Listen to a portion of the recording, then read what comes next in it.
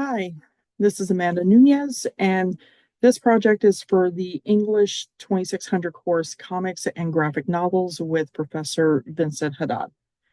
This video is going to focus on Margot's Room by Emily Carroll. And just as a quick disclaimer, so everyone knows that Emily Carroll now goes by E.M. Carroll and uses they, them pronouns. So I just wanted to make that clear right out the gate.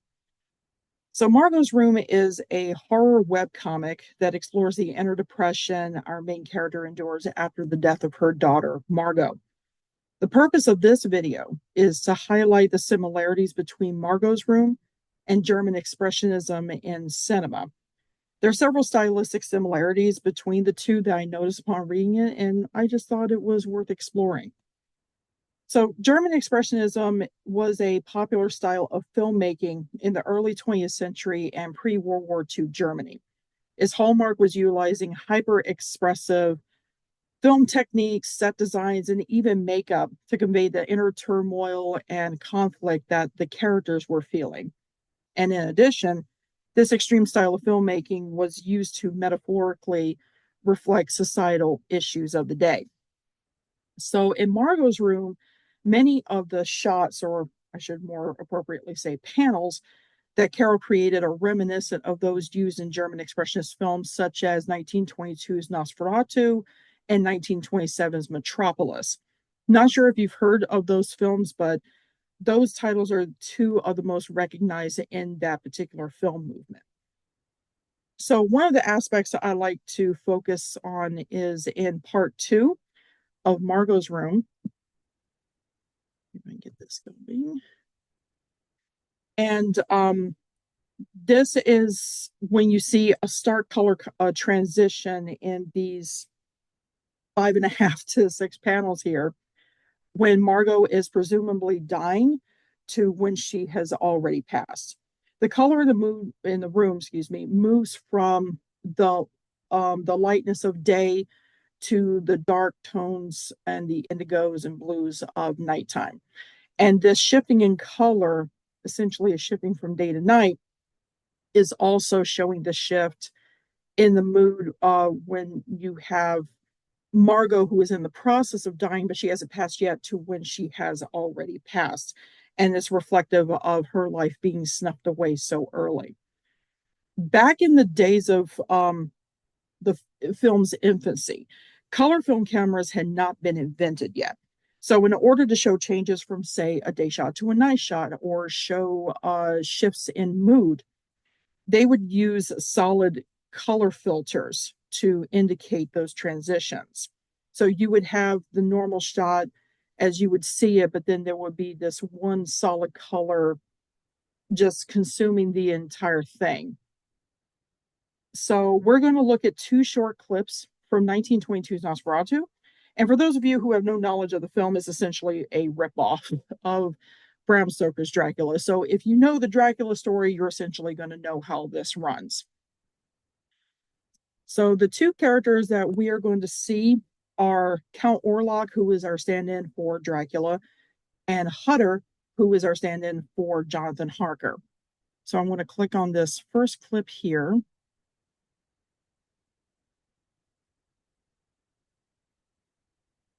And it shows that Hutter has realized that the clock has struck the midnight hour, and he realizes that Count Orlok, he's already been warned that this man is trouble. He is a vampire essentially.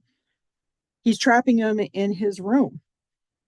So he sees his abhorrent visage, shuts the door, and tries to find an alternate escape route because otherwise he can't go through the door. He looks out the window and he sees a precipitous drop to the ground below. So he knows he can't go out that way. It's going to kill him otherwise. So he has no choice but to go to his bed and cower in fear like a small child would, because he has no escape from this creature. And in these series of shots, you see that it's all in sepia tone, which is a lighter color. And that is indicative of Hutter's pure state, the fact that he has yet to be touched by this evil. And that is incredibly important to the transition that we're going to see. So if you go to the second film clip, Wait for it to load. It's now very much changed. So you see, this is an even quicker clip. Orlok, or at least the shadow of Orlok, is slowly skulking away because he is effectively just fed from Hutter.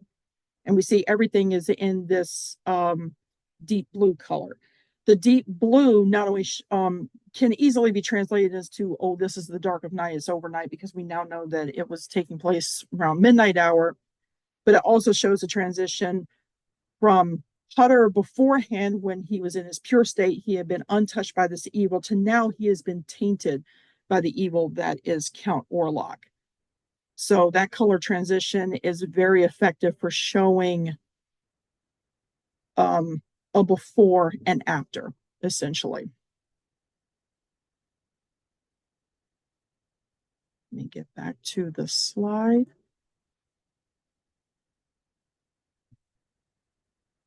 And then we're going to move on to show a second aspect that I want to showcase, and that is how makeup effects were used to show a shift in personality and or mental state.